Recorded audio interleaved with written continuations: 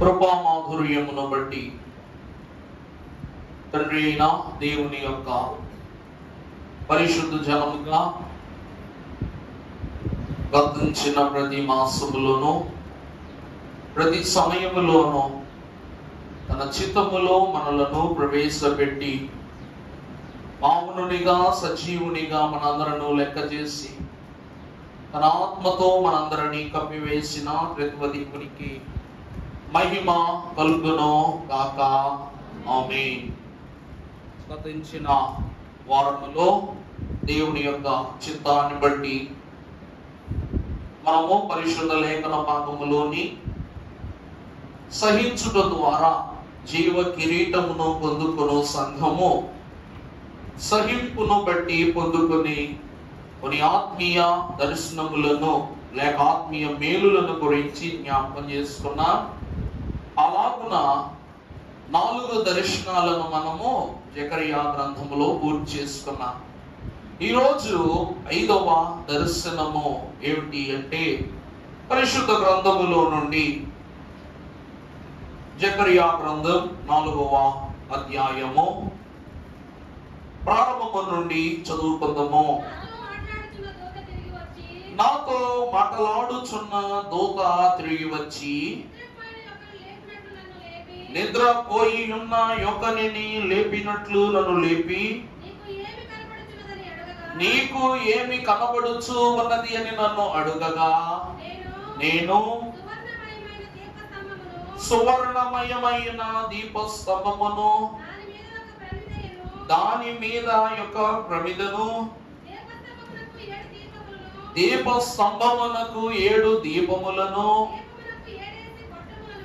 దీపమునకు 7 కొట్టములను కనబడుచున్నవి. మరియు 2 ఒలీవ చెట్లు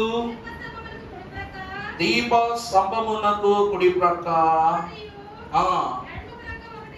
ఎడమ ప్రక్కగా ఒకటి అని చెప్పి నా ఏలిన వాడ. చాలండి. ప్రభునందు దేవుని ప్రియబిడ్డలారా, చిన్న ప్రార్థన చేసుకుని పరిశుద్ధ వాక్యంలో ప్రవేశిద్దాం. ఈరోజు మీ పంట పండిందా అయ్యే కారణం ఏంటంటే ఇక్కడ నుండి నేను చాలా త్వరగా ముగించుకుని త్వరగా మరో కార్యక్రమానికి వెళ్ళిపోవాలి. అందువలన మీ పంట పండిందా పండలేదా? చాలా సంతోషం. వాక్యం ద్వారా మీ పంట పండాలా. దేవుని ప్రేమికులారా ప్రార్థన చేసుకుందాం. గనుడు అయి ఉన్న మా తండ్రి, నీ ఆత్మ సారములో పునరుద్ధాన శుద్ధిని పొందుకొనుటకు నీ వద్దకు వచ్చి ఉన్న మాకు మీరు బోధించనై ఉన్న వాక్ సత్యమై ఉన్న పరిశుద్ధ లేఖన భాగములోని 5వ జకరియా దర్శన భాగ్యములోని కొసర్వ సారాంశమును తండ్రి మేము విసును కనుకొటకు వినికిడి కలిగి నీ ఆత్మీయ వల్లి పద్మముల వలె నీలో చిగురించుటకు నీ సాన్నిధ్యములోనికి మేము చేరివచ్చి ఉండగా గుణాతిశయములను స్థిరపరచగలుగు నీవు నీ వాక్యమును అలవర్చుకున్న గుణమును మాలో స్థిరపరచుము. వినుచున్న చెవులకు, గ్రహించుచున్న మనస్సుకు, పరికింపబడుతున్న నాలుకకు, వీక్షించుచున్న కనులకు, ధరింప చేయబడుతున్న దేహమునకు నీ వాక్యమును పరిపూర్ణముగా అలవర్చి వేసి ఈ వాక్య మర్మమును మా హృదయములో సుస్థిరంబు చేసి మమ్ములందరినీ వాక్యము చేత ఆకర్షించుమని వాక్య నామధారి అయి మమ్మల్ని అందరినీ కనపరుచుటకు మా మధ్యకు దిగి వచ్చిన యేసు నామమున మిక్కిలి వినయముగా బ్రతిమలాడి వేడుకొంచున్నాం తండ్రి. ప్రభునందు దేవుని ప్రియబిడ్డలారా, క్రీస్తు నాదుని కృపా సమాధానము మీకు తోడయుండును కాక. దేవుని యొక్క వాక్యములో ఈ 5వ దర్శనమును మనము జ్ఞాపకము చేసుకోవటానికి ముందు జకరియా 4 దర్శనములను చూచిన తరువాత ఏం చేస్తున్నాడంట చెప్పండి? అలసిపోయాడంట. ఆ మాట అర్థమవుతుందండి? 4 దర్శనాలు ఒక రోజులోనే 8 దర్శనాలు చూడాలా. చూడవలసినటువంటి జకరియా మహాభక్తుడు 4 దర్శనానుభవములను చూస్తూ ఉన్నాడు. ఇలా చూస్తూ ఉన్నప్పుడు ఉన్న పళంగా 4 దర్శనాలను చూడగానే కళ్ళు ఏమైపోయినాయంట? బరువెక్కిపోయినాయంట. కళ్ళు ఏమైపోతాయి? కళ్ళు చూపు మేరలో సూర్యుడు ఉన్నాడు. ఇలా తలెత్తి ఇలా చూసి 1 నిమిషం అయినా మనం ఉండగలమా? కళ్ళకి ఏమవుద్ది? ఏదో తెలియని బరువు వచ్చి మన కంటిని ఏం చేస్తాంట? చూడకుండగా భ్రాంతి కల్పించేస్తుంది. అలాంటిది ఇక్కడ యెహోవా దూతగా కనబడుతున్న యేసుక్రీస్తు ప్రభువు, అలాగుననే మర్మములను బయలుపరుచున్న పరిశుద్ధాత్ముడు, ఈ మర్మములను వీక్షితము చేస్తున్న తండ్రైన దేవుని యొక్క పరలోక సారాంశం అంతయు కూడా జకర్యాకు స్పష్టతరం చేస్తున్నాడు దేవుడు. ఇలాగున ఈ దర్శనములను చూస్తూ చూస్తూ దైవజనులు అన్నారు, ప్రభువు సమీపింపరాని తేజస్సు కనుక ఆ తేజస్సును వీక్షించుటకు గల శక్తి జకర్యాకు అందించినప్పటికీ కూడా అతడు ఏం చేయలేకపోతున్నాడు? ఆ సారాన్ని పరిపూర్ణంగా శరీరానికి అలవర్చుకోలేకపోతున్నాడు. ఈరోజు భోజనం తినగానే ఏ జరగాలి? అరుగుదల జరగాలి. అరుగుదల జరిగిన తరువాతే బలం తర్వాతే జీర్ణం. అవునా? మరలా నూతన బలము కొరకు నూతన ఆహారం. ఒక దర్శనములో ఉన్న మర్మమంతటిని తను గ్రహించటానికి, 2వ మర్మమును గ్రహించటానికి, 3వ మర్మాన్ని గ్రహించటానికి, 4వ మర్మాన్ని గ్రహించటానికి పరిపూర్ణమైన తన బలమంతా ఉపయోగించుకున్నాడు జకర్యా. ఇక 5వ దర్శనానికి వచ్చేసరికి ఏమైపోతున్నాడంట? ఇలా పడిపోతున్నాడంట. అంటే ఏమొచ్చేస్తుంది? అలసట వచ్చేసింది. నిద్రపోవటానికి సిద్ధపడుతున్నాడు. వెంటనే యెహోవా దూత ఏం చేసిందంట? అతనిని పట్మని మెలకు పెట్టి నన్ను తట్టి లేపునట్లు, నిద్రించుచున్న నన్ను తట్టి లేపునట్లు యెహోవా దూత అనగా ప్రభు మెలకువగా నుండండి ప్రియులారా, మీ మీద కీడున్నది ప్రియులారా అనే మాటను శిష్యులకు బయలుపరచుటకు ముందు ఎవరికి బయలుపరిచాడంట?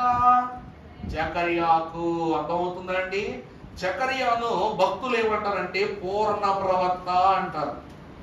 జకర్యాను ఏమంటారండి? పూర్ణ ప్రవక్త. యేసుక్రీస్తు ప్రభు పరిపూర్ణ ప్రవక్త. ఆయన దేవుని కుమారుడే గాని యూదా గోత్రములో పుట్టి లేవి వంశములో ఉన్నటువంటి బాధ్యతను పొందుకొని తన చిత్తమును నెరవేర్చిన పరిపూర్ణ ప్రవక్త ఎవరు అనగా యేసుక్రీస్తు ప్రభువు.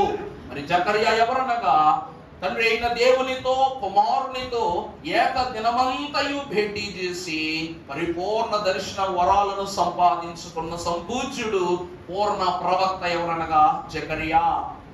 ఈ జకర్యా ఈ దర్శనములో ఏమి చూస్తున్నాడంటే దీప స్తంభాన్ని చూస్తూ ఉన్నాడంట. ఈ దీప స్తంభము ఆవలిన వెలుగుచున్నటువంటి 7 పరిశుద్ధమైన ఆత్మ జ్యోతులను చూస్తున్నాడంట.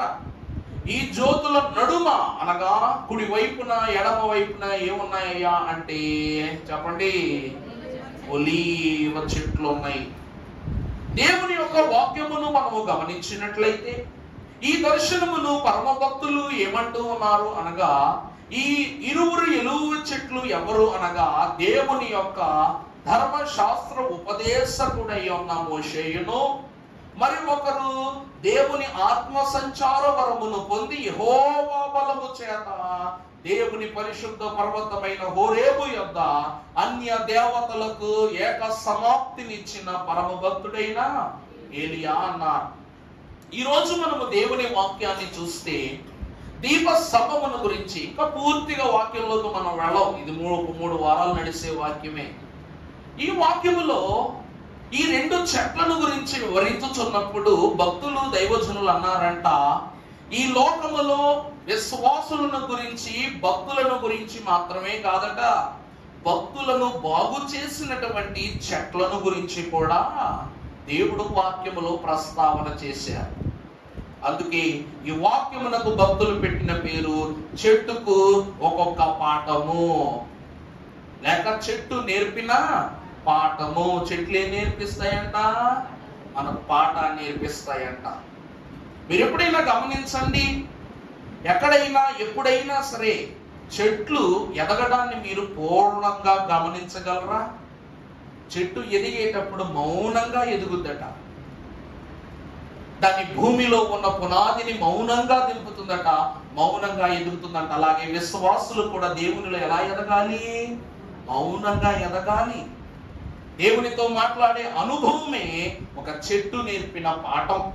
ఈరోజు మనము చూసినట్లయితే ఒక జీవ వృక్ష ఫలము ద్వారా ఆదాము అవలైనటువంటి వారు అమూల్యమైన స్వాస్యాన్ని పొందుకున్నారు. మరలా అదే చెట్టు ఉన్న మంచి చెడ్డల ఫలముల ద్వారా ఈ లోకములో ఆ స్వాస్యాన్ని కోల్పోయారు. చెట్టు పాఠం చెప్పిందా లేదా? ఒక చెట్టు మంచి పాఠాన్ని ఇచ్చింది, మరొక చెట్టు బుద్ధి పాఠాన్ని నేర్పించింది. ఈరోజు ఆ రెండు చెట్ల గురించి మనకు బాగుగా తెలుసు. ఈ చెట్లలో మంచి చెడ్డల ఫలములిచ్చు వృక్షం ఆకాశంలోకి వెళ్ళిపోయింది, జీవవృక్షము కూడా పరలోకానికి వెళ్ళిపోయింది. ఇంకా ఈ చెట్లకు భూమి పైన స్థానం లేదు. లేనప్పుడట దేవుని యొక్క వాక్యములో ఏదేను వనములో నుండి వెలివేయబడిన ఒక చెట్టును దేవుడు మనకు సెలవిచ్చారు.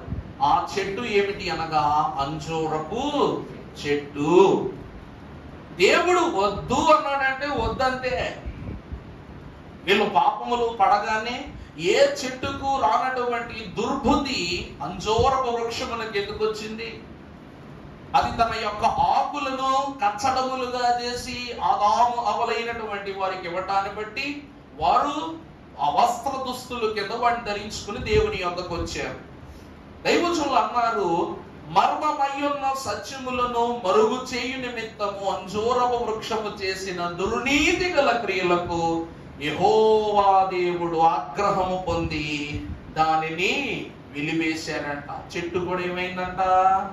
వెలివేయబడిందంట. అందుకే మ్రాను దగ్గర అవమానము జరిగింది కాబట్టి మ్రాను మీదే రక్షణ జరిగింది. ఆదాము అవ్వలకు అంజూరపు చెట్టు ఏమిచ్చిందంట? దాక్కోవటానికి చోటిచ్చిందంట. అలాంటి ఒక మ్రాని యేసు క్రీస్తు ప్రభువును తన సిలువ వెనక భద్రపరిచిందంట. అవునా కదా? ఈరోజు దేవుని వాక్యం ఆలకిస్తున్న వాళ్ళారా, ఈ చెట్టు దేవుని యొక్క ప్రత్యక్షతలను చూపిస్తూ ఉంది, దేవుని యొక్క అనుభవాన్ని చూపిస్తుంది, దేవుని సహవాసాన్ని చూపిస్తుంది. ఇలాగున ప్రతి దినము జీవవృక్ష ఫలములతో తృప్తిపరచవలసిన దేవుడు ఎప్పుడు ఏదేనును విడిచి వెళ్ళిపోయాడో అప్పటి నుండి ఈ లోకములో దేవుని ప్రత్యక్షత లేదట. ఏ చెట్టు యొద్దనైతే వీరికి దేవుడు తీర్పు తీర్చాడో మరలా ఆ చెట్టు ద్వారానే దేవుడు మహిమ కార్యాన్ని జరిగించబోతున్నాడు. మనము చూసినట్లయితే మరలా దేవుడు వాక్యము ద్వారా ఆయన యొక్క ప్రత్యక్షతను ఎక్కడ కనిపరిచారనగా ఆదికాండము 8వ అధ్యాయము 18వ అధ్యాయం 18 ప్రారంభము నుండి చదువుకుందాం. మరియు మెమ్రే దగ్గరనున్న సింధూరపు వనములో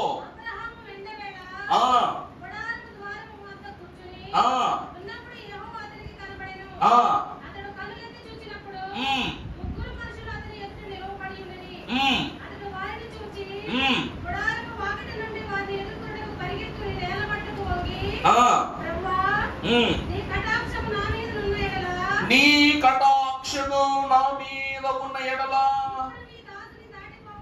చాలండి. దైవజనుడు అంటూ ఉన్నారు, అబ్రహాము ఎందుకు ఈ లోకమునకు అబ్రహాము పితరుడయ్యాడు, తండ్రి అయ్యాడు అంటే, ప్రభువా నిజముగా నీ దాసుడు నీ బిడ్డలై ఉన్న నా పైన నీకే కనికరము ఉన్నా కూడా నన్ను దయచేసి నువ్వు దాటిపోవద్దు. కారణం ఏమిటంటే ఆదాము అవ్వలు ఏ చెట్ల యొద్ద వారి దుర్క్రియలను చేసి దేవునికి దూరస్తులై అక్కడ నుండి నెట్టివేయబడ్డారో దేవుడు వారిని దాటిపోయాడు. ఈరోజు ఆ సంగతులను నువ్వు మనస్సున్న జ్ఞాపకం ఉంచుకుని నీ బిడ్డనైన నన్ను నువ్వు దాటిపోవద్దు అంటున్నాడు. ఆ రోజు ఏ చెట్టు యొక్క అదృశ్యమైపోయారు దేవుడు, ఏ వృక్షముల ఎదుట ప్రభు అదృశ్యమయ్యారు. మరలా మెమ్రే దగ్గర ఉన్న సింధూర వృక్షము యొక్క ప్రభువు తన ప్రత్యక్షతను అబ్రహాము కనపరిచారు. సింధూర వృక్షము దేనికి గుర్తు అనగా ప్రత్యక్షతకు గుర్తు. దేనికి గుర్తండి? ప్రత్యక్షతకు గుర్తు. ఈ విందు యొక్క అనుభవాన్ని చూస్తూ దైవజనులు అన్నారు, ఈ వృక్ష యొక్క అనుభవాన్ని ఎందుకు అబ్రహామునకు స్థిరపరిచాడంటే, ఆనాడు అబ్రహాము మహాభక్తుల గురించి మీకు కథ చెప్పారు. తమ తండ్రి అయినటువంటి అబ్రహాము తండ్రి అయినటువంటి వారు అబ్రహాముకు బొమ్మలిచ్చి నాయన ఈ బొమ్మలు అమ్ముకొని తీసుకుంటారా, లేకపోతే మన జీవనోపాధి ఉండదని చెప్తే ఆ బొమ్మలైన వాటిని అమ్ముతున్నాడు, సొమ్ము చేస్తున్నాడు. దాహం వేసినప్పుడు దేవుళ్ళు అని చెప్పబడిన బొమ్మలు దాహము తీర్చకపోగా వాటన్నిటినీ కూడా పగలగొట్టి ఏం చేశాడంట, ఇవన్నీ ఒకటితో ఒకటి యుద్ధం చేసుకుని నేనంటే గొప్ప అని యుద్ధం చేసుకుని ఏం చేయమైపోయినాయి, అన్నీ చచ్చిపోయినాయి అని చెప్పాడంట. ఈ బొమ్మలన్నీ పగలగొట్టినటువంటి చోటు ఏది అనగా సింధూర వృక్షమే. అబ్రహాము తన విశ్వాసమునకు నూతన పునాది వేసిన స్థలము సింధూర వృక్షము కింద. అందుకే మరలా నీ దాసులను నువ్వేం చేయవద్దు, దాటిపోవద్దు. దేవుని కరుణ ఆరంభమైన స్థలములోనే దేవుని యొక్క ప్రభావాన్ని, ప్రత్యక్షతను దేవుడు ఇచ్చాడు. అందుకే అంటారు, నువ్వేది విత్తుతావో అదే కోస్తావు. విశ్వాసము జీవితమును ఏ వృక్షము కింద విత్తాడో ఆ వృక్షము కిందే వరముగా తన ప్రియ కుమారుని అంతస్తును పొందుకున్నాడు అబ్రహాం. అందుకే సింధూరవనము అనగా ప్రత్యక్షతకు సాదృశ్యమై ఉన్నది. ప్రభు యొక్క వాక్యాన్ని మనము చూసినట్లయితే ప్రియులారా, ఇక్కడ అందరికీ కనబడి మాట్లాడుటయే ఈ మిషను విశ్వాసమని తండ్రి గారు రాసిన చరణము కూడా ఈ తరుణానికి సంబంధించింది. నీ దాసుని దాటిపోవద్దు అని చెప్పిన అబ్రహాము ప్రభువైన దేవుని తన గృహమునకు ఆహ్వానించి విందు చేసి తన భార్య అయ్యున్న శారమ్మను పిలువనంపి తనకు వరమిచ్చి తన దాసులందరికీ కూడా ఏం చూపించాడట, ప్రభువు యొక్క ప్రత్యక్షతను చూపించాడట. అబ్రహాము గారు ఈరోజు ప్రభు అడుగుతున్నారు, అబ్రహాము నువ్వు కనబడుతున్నావు, శారమ్మేది అడిగారా లేదండి? ప్రభువా నీకు భోజనం సిద్ధపరుస్తుంది ఆయన, వేరే గుడారములో ఉందామే అని అబ్రహాము చెప్పినట్టు మనకు తెలుసు. అంటే ప్రభువు అబ్రహామునకు మాత్రమే కనబడలేదట, అవ్వమ్మను కూడా ప్రభు తన యొక్క ప్రత్యక్షతలో కనపరుస్తున్నారు. అందుకే అందరికీ కనబడి మాట్లాడుటే మిషను విశ్వాసము. ఇది ప్రత్యక్షత అనుభవము. ఇది సింధూర వనము యొక్క చరిత్ర. ఇప్పుడు రెండవదిగా చూసినట్లయితే పరమశివులో 4వ అధ్యాయము 3వ వచనము, 2 ఒలీవ చెట్లు కుడి ప్రక్క ఒకటియు ఎడమ ప్రక్క ఒకటియు. అమలారా ఎంత గొప్ప ఆశీర్వాదము! మీకు మరము కిటుకు చెప్తా, జాగ్రత్తగా పదిలం చేసుకోండి హృదయంలో. ఏంటంటే ఒక రోజంట యేసుక్రీస్తు ప్రభు వారి యొక్క పిన్నమ్మ, ఎవరో యేసుక్రీస్తు ప్రభు పిన్ని ఎవరో సలోమి ప్రభు దగ్గరికి వచ్చి అడిగిందంట. ఏమని అడిగిందండి? ఏమని అడిగింది? యేసయ్యా యేసయ్యా మా బంగారు తండ్రి, నువ్వు ఇక ఈ లోకములో నీ తనువును నీ కాలగమనమును చాలించుకుని పునరుద్ధానుడివై వెళతానని సెలవిస్తున్నావు కదయ్యా. అందువలన నీ రాజ్యములో నా బిడ్డలైన వారికి సింహాసనాలు ఇస్తానన్నావట కదా. కానీ నీ సింహాసనమునకు ఇరు ప్రక్కల ఎవరి నుంచు? నా 2 కుమారులను. ఈ మహా ఘనురాలైనటువంటి తల్లి గారు క్రీస్తు సింహాసనము ప్రక్కన స్థానాలను కోరుకుంది. ప్రభు అన్న ప్రకారముగానే ఏం చేశాడంట? తప్పకుండా ఇస్తామండి, తప్పకుండా ఇస్తానని చెప్పారా? నాతో కూడా శ్రమ అనుభవించి అనుభవాన్ని పొందుకున్న వారికి తప్పక స్థానం ఉంటుంది. ఎవరు ఎంత ఘనంగా సాక్షులు అవుతారో వాళ్ళ ప్రకారమే. నిజంగానే యాకోబు శిరచ్ఛేదనం చేయబడ్డాడు. యోహాను మహాభక్తుడు తుది శ్వాస వరకు కూడా ప్రభు కొరకే పోరాడాడు. హతసాక్షుల వరుసలో యోహాను చనిపోలా, మరుగు చేయబడ్డాడు. యోహాను ఏం చేయబడ్డాడండి? మరుగు చేయబడ్డాడు. ప్రభు అంటారు కదా అంత్య దినములు వచ్చినప్పుడు, ఇక అప్పటి నుండి నువ్వు ఇక్కడికి ఎక్కి రమ్ము, ఇక జరగబోవు సంగతులన్నీ ఇక్కడి నుంచి నేను నీకు చూపిస్తాను యోహాను అంటారు ప్రభు. ప్రభునందు ప్రియులారా, క్రీస్తుకు ఒలీవ వృక్షముల వలె పని చేయుచున్న ఇరువురు ఎవరు అనగా యోహాను, యాకోబు. మరి తండ్రి అయిన దేవునికి కుడి ప్రక్కగా ఉన్న ఇరువురు ఒలీవ వృక్షములు ఎవరు? మోషే, ఏలియా. ఈ ఇరువురిని కూడా దేవుడు ఎలా ఏర్పరచుకున్నాడో మనం ఎరుగుతాము. మోషే జీవితంలో మనము గమనిస్తే ప్రియులారా, మోషే జననము యొక్క వివరమంతా మనకు తెలుసు. యొక్క బేతు ఆమె ఎలా ఏ కాలములో దుర్దినములో ఆమె ప్రసవించటం, అందరు బిడలో మోషే తప్ప తదుపరి బిడలైన వారి వయస్సు గల వారందరూ ఫరో చంపించటం, ఆ బిడ్డను జమ్ము పెట్టెలో పెట్టి 10 పరుస్తూ పంపి ఫరో కుమార్తెగా అప్పగించటం, మరలా దేవుడు ఫరో కుమార్తె ద్వారానే ఈమెకు ఇచ్చి పెంచమంటాం, అన్ని మనకు తెలుసు. మరి ఏలియా ఎవరికి పుట్టాడు? ఏలియా ఎవరో పుట్టాడండి? ఏలియా అండి, ఏలియా జకరియా జకరియా ఎలిజబెత్కి యోహాను పుట్టాడు, ఏలియా కాదు. ఏలియా ఎవరు పుట్టాడు తెలవదు. పోనీ వాళ్ళ అమ్మా నాన్నలు ఎవరు? అమ్మా తెలవదు. పోనీ ఏ ఊరు? కష్టం. అమ్మా స్పీడ్ అంటే ఎవరు తెలవదు. ఒకరికి జన్మమంతా కూడా బాగుగా తెలుసు. మోషే పుట్టినప్పటి నుండి 40 సంవత్సరాల జీవిత రాజరిక అంతస్తునంతటినీ కూడా మనము వేళ్ల మీద చెప్పగలం. కానీ ఏలియా గురించి చెప్పమంటే సమాధానంలే. మరి మోషే చనిపోయాడు, మోషే ప్రభువులో మృతి పొందాడు. మోషే దేహం ఎక్కడుంది తెలీదా? అయ్యోయ్యో తెలీదు, వాక్యంలో లేదు కాబట్టి. మరి ఏలియా మరణం ఎలా జరిగింది? ఏలియా మరణం ఎలా జరిగింది?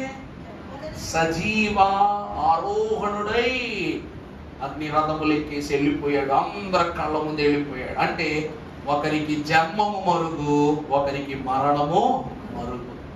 ఈ మరుగు ఎందుకు చేశాడంటే ప్రియులారా, దేవుడు ఆయన చిత్తములో మరుగు చేయబడవలసిన జన్మ కార్యం ఒకటి బాకీ ఉండిపోయింది, మరణ కార్యం ఒకటి బాకీ ఉండిపోయింది. అందుకే ఈ ఇరువురిని కూడా దేవుడు ఒలీవ మొక్కల వలి పరలోకంలో ఫలింపజేస్తున్నాడంట.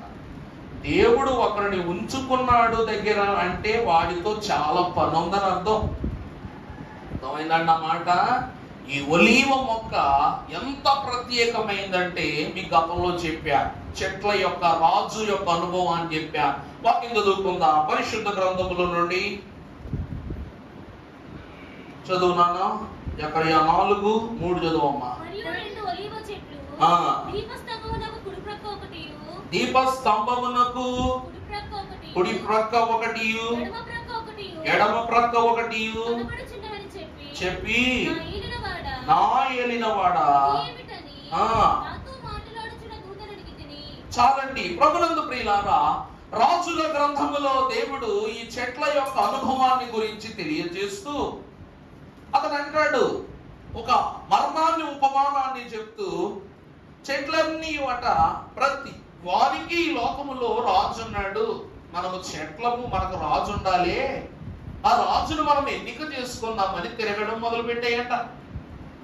తిరుగుతూ ప్రారంభమే ఎవరి దగ్గరికి వచ్చిందంటే ఒలీవ మొక్క దగ్గరికి వచ్చాయంట. చెట్లన్నీ వచ్చి, ఓ ఒలీవ వృక్షమా, అన్ని వృక్షములలో కన్నా ప్రభువు పిలుపు చేత ఏర్పాటు చేయబడిన నీవు మాకు రాజు అయ్యుండుట మాకు ఘనత. అంతే కదండి. దేవుని సహవాసము, దేవుని బలము, దేవుని అనుభవము ఉన్నవారు మనతో ఉండటం మన ఘనత కాదా? అలాంటి నీవు మాకు రాజు అయి ఉండటం ఘనత. అందువలన నీవు మా రాజు అయి ఉండాలని మా భీష్టం అని చెప్తే ఒలీవ మొక్క అందట, తన పేరును పరిమళ తైలముగా విశ్వాసుల శిరస్సును ధరింపజేసి వారి పాపములను పరిహారము చేయు ప్రాణరక్తములకు సాదృశ్యమైన నా తైలమును ప్రభువు పని కొరకు ఇచ్చుట మాని నేను మీకు రాజునై ఉండాలా, నేను రాను అందంట. ఒలీవ మొక్క యొక్క సారం చూసారా? ఆ తైలము దేనికి గుర్తు? శక్తికి గుర్తు. యెహోవా ఆత్మ నాట నుండి యెహోవా ఆత్మ దావీదు మీదకు బలముగా వచ్చింది ఈ తైలపు కొమ్ము నుండి. అంత శ్రేష్టమైనదంట. ఆ పని నేను ఆపి, అభిషేకించుట ఆపి, దేవుని బిడ్డలను, దేవుని జనమును పరలోక పరలోకమునకు చేర్చబడి పరిశుద్ధులను పాపపు రోగపు హీన స్థితుల నుండి లేవనెత్తి ఔదార్యము చేత నింపు నేను నా అభిషేక తైలమును ఇచ్చుట మాని మీకు రాజునై ఉండాలా నేను రాను అందట.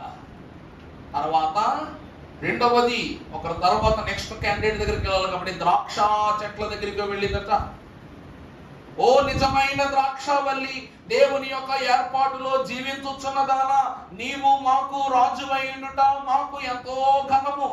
అక్కడే డైలాగు ఇక్కడే డైలాగ్ అన్నమాట. చెట్టు మాత్రమే మారింది, డైలాగు మారలా.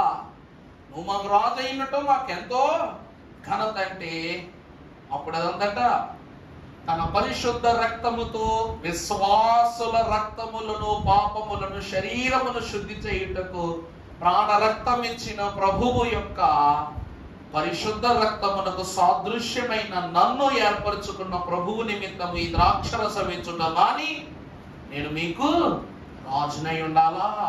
అవునా కాదండి? ఇదిగో ఇది ద్రాక్షరసము కాదు, ఇదేమిటి? నా రక్తము. క్రొత్త నిబంధన నిమిత్తం అనేకుల కొరకు ఇయ్యబడిన నూతన నిబంధన రక్తమైనది పుచ్చుకొని త్రాగుడి. తన పని నిమిత్తము తన విశ్వాసులకు తన బిడ్డలకు క్షమాపణ రక్షణను గ్రహించుటకు ఇవ్వబడినటువంటి ఈ ద్రాక్షరసమును ఇచ్చుట మాని నేను మీకు రాజునై మీతో కాలక్షేపం నేను చేయనన్నట. మూడవదిగా మామిడి పళ్ళ చెట్టు దగ్గరికి వెళ్ళాయంట. అది కూడా అంతే కదా, మరి అది ఫలింపునివ్వటం అనేది రాజై ఉండాలా. పూల వృక్షములు ఇదే అన్నాయి, పండ్లు ఉన్నవి ఇదే అన్నాయి. అన్ని వృక్షములు ఏం చేసినాయి అంట, వాటి వాటి సారం అంతటిని చెప్పి మేము రాము అన్నాయంట. చివరికి ఎక్కడికి వచ్చాయి అంటే అంజూరపు చెట్టు దగ్గరికి వచ్చిందంట. వచ్చి, ఓ అంజూరపు వృక్షమా, నీవైనా మాకు రాజు అయి ఉండవల్లేనండి, మా బీఎస్తో నువ్వైనా ఒప్పుకో అంటే అప్పుడు అంజూరపు చెట్టు అందంట, అమ్మా మీకేం తెలుసు నా కష్టము. ఆ రోజు ఆదామవ్వలకు ఆకులనిచ్చినందుకే ఈ రోజు ఇక్కడ మిగిలిపోయాను నేను. ప్రభువు ఆకులు వెదకగా పండ్లు కనబడలేదని శపిస్తే ఇంకా ఇలా మిగిలిపోయాను నేను. మీకు రాజై ఇంకా శాపాన్నో కోపాన్నో ఉగ్రతనే నేను పొందుకోలేను, నా వల్ల కాదు, నన్ను వదిలేనరా బాబా అన్న. ఒక చెట్టు ఎన్ని పాఠాలు నేర్పిస్తుందండి. అందుకే ఒలీవ మొక్క దేనికి గుర్తనగా దైవ శక్తికి గుర్తయి ఉన్నది. ఇది రెండవ అనుభవం. ఇక మూడవది మనం అనుకున్నట్టు అంజూరపు చెట్టే. ఈ అంజూరపు చెట్టు యొక్క ఉపమానాన్ని మనం బాగుగా వాక్యములో చూస్తాం. లూకాసు వార్త 13వ అధ్యాయము 6వ వచనం చదువుకుంటే, లూకాసు వార్త చెప్పెను, అంజూరపు చెట్టు ఒకటి నాటబడి ఉండెను.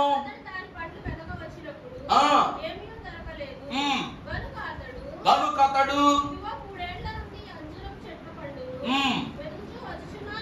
కానీ ఏమియో నాకు దొరకలేదు. ప్రభునందు ప్రియులారా, ఇక్కడ ఈ ఉపమానాన్ని యేసుక్రీస్తు ప్రభు వారు చెప్తూ ఉన్నప్పుడు ఒక మర్మాన్ని మీరు గ్రహించాలి. ఏంటో తెలుసా?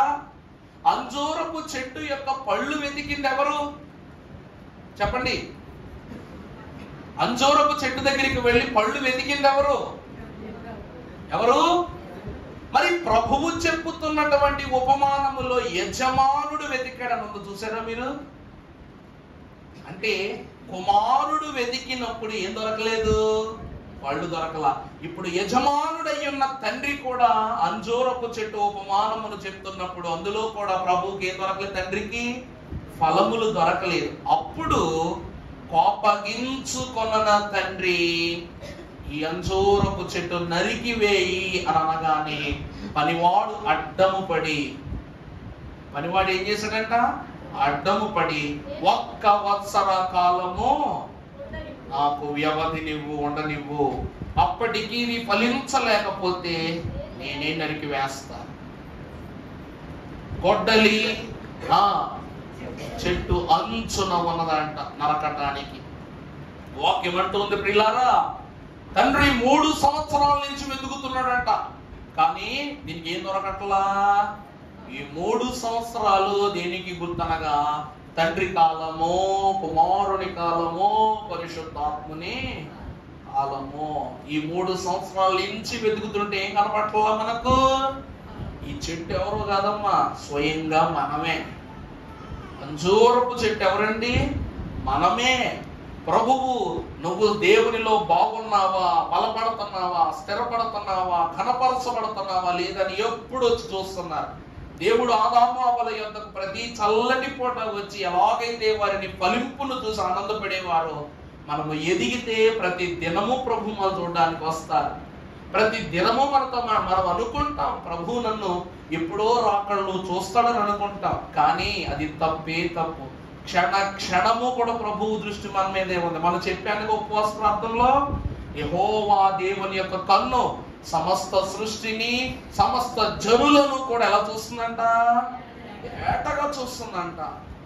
అందువలన ప్రభు వాక్యం అంటుంది, ఈ 3 కాలములు కూడా యజమానుని యొక్క హృదయమునకు మనం ఎలా కనపడలా? ఫలింపుగా కనపడలా. కోపం వచ్చేసింది.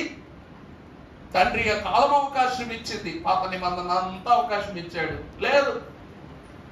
కుమారుని కాలం 4 సువార్తల కాలంలో 33 సంవత్సరాలు ప్రభు అవకాశం ఇచ్చారు. కుమారుని కాలంలో కూడా ఏం లేదు, ఫలింపు లేదు. క్రీస్తు రక్తంతో తడిపి మరీ బాగు చేశాడు మనల్ని, అయినా సరే ఫలింపు లేదు. ఇక పరిశుద్ధాత్ముని కాలం అంటే అపోస్తలుల కాలము, పరిశుద్ధాత్మ ప్రమేయమును హతసాక్షుల వరుస కాలంలో అప్పుడైనా ఫలింపు ఉందా? లేదు. ఇంకా కోపం వచ్చేసింది తండ్రికి, ఉగ్రత పుట్టించబోగా మరలా కుమారుడు ఏమయ్యాడంట? అడ్డుపడ్డాడు. అడ్డుపడి, ప్రభువా, తండ్రి, యజమాని, నేను ఈ చెట్టును మరలా నారు వేసి దాన్ని సరిచేసి కలుపు తీసి దానికి కావలసిన మరమ్మతులన్నీ చేసి 1 సంవత్సరంలో బాగు చేస్తాను, అప్పటికీ ఫలించకపోతే నువ్వేం చేయి చెప్పండి? నరికేసేయి, నీ ఇష్టం, నేను ఆపను అన్నారంట. ఆ ఇవ్వబడిన 1 సంవత్సర కాలము ఏమిటో తెలుసా? ఇది రాకడ కాలము. అర్థమైందండి? ఇది ఏ కాలం? మన తండ్రి కాలం అయిపోయింది, కుమారుని కాలం, పరిశుద్ధాత్మని కాలం అయిపోయింది. ఇది ఏ కాలము అనగా రాకడ కాలము. రాకడ సామీప్యం అన్న లోకము హేళన చెయ్యును. లోకముతో నీ సంఘము కూడా ఏమైపోతుంది? ఫలింపు లేక ఏకమైపోతుంది. ఏమి చేతును ప్రభువా, త్వరగా రా, నన్ను తీసుకుపో అని సంఘము ప్రభు ఎదుట మొరలిడుతూ ఉందట.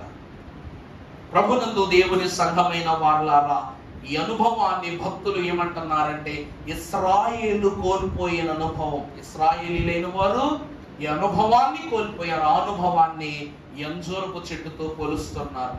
అందుకే పాత నిబంధన కాలంలో ఆకులించి తప్పు చేసింది అంజూరపు చెట్టు. కొత్త నిబంధనలో ప్రభువు వెతుకున్నప్పుడు ఫలింపు లేక ప్రభు చేతిలో శాపం పొందుకుంది. ఇప్పటికి ఎన్నోసార్లు చెప్పాను, రక్షించుటకు వచ్చిన ప్రభువు ఈ లోకములో శపించింది ఎవరినంటే అంజూరపు చెట్టును ఒక్కదాన్నే. ఇంకా ఎవరి మీద కూడా ప్రభువు తన యొక్క కోపమును చూపలేదు. తిట్టినా, కొట్టినా, ఉమ్మి వేసినా కూడా ప్రభువు వారిని ఏమి దండించలా. కానీ నిస్సహాయముగా కథలని మెదలో అంజూరపు చెట్టు మీదకు ప్రభు ఉగ్రత ఎందుకు ఇచ్చారంటే ప్రభువు అవకాశాన్ని కోరుకుంటున్నారు. ఇక మనకు జరుగుతున్నది రాకడ కాలం. ఇక్కడ ఎవరు ఫలిస్తారో వారే దేవుని యొక్క రాజ్యములోనికి తీసుకుని వెళతారు. మనము చెట్టు ఉండదండి, చెట్టుకు బాగా కాయలు కాస్తే కాయలు కోసుకెళ్తామా, చెట్టు కోసుకెళ్తామా? నా మాట అర్థమవుతుందా? దేవుడు స్థాపన చేయగా నిలవబడిన సంఘం అనే వృక్షమునకు ఫలించినటువంటి ఫలములే మనము. అవి ఫలింపగా ప్రభు కోసుకుని వెళతారు. లేక ఫలింపకపోతే దేవుని క్రోధాగ్నిలో ఏమైపోతారంట? దహింపబడతారట. ఇది అంజూరపు చెట్టు నేర్పుతున్న పాఠం. సిద్ధపడు, సిద్ధపడు, ఫలించు. ఫలించకపోతే దేవుడు క్షమించడు అని దేవుని వాక్యమే చెప్తుంది. ఇది అంజూరపు వృక్షం. 4వది చూస్తే లోకాసు వార్త 13వ అధ్యాయము 7వ వచనం చదువుకుందాం. ఇదిగో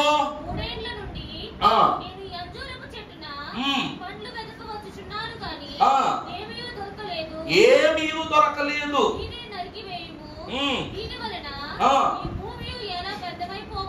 ఈ భూమి ఎలాగున వ్యర్థమైపోవలెనని. చాలండి. ప్రభునందు దేవుని ప్రియబిడ్డలారా, ఇక్కడ మనకు యజమానుడు కోరుకుంటున్న అంజూర ఫలములు కనబడుతున్నాయి, కానీ ఆ యజమానునికి అంజూరపు చెట్టు ఒక్కటే ఉందా? అంజూరపు చెట్టు ఒక్కటే ఉందా అక్కడ?